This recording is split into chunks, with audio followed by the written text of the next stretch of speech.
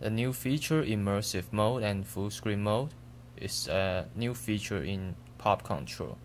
So press the Pop Control button, and then you can find two new items, immersive mode and full screen mode.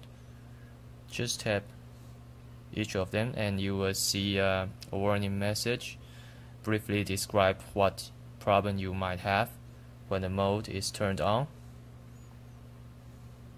So now immersive mode is added. Let's see what happens when it's enabled. As you can see, the navigation bar is hidden, but there are two problems that you will get when the mode is turned on. The first thing is you won't be able to make any keyboard input. Another thing is that in some games you might not be able to run properly, and that's a known limitation that I cannot resolve.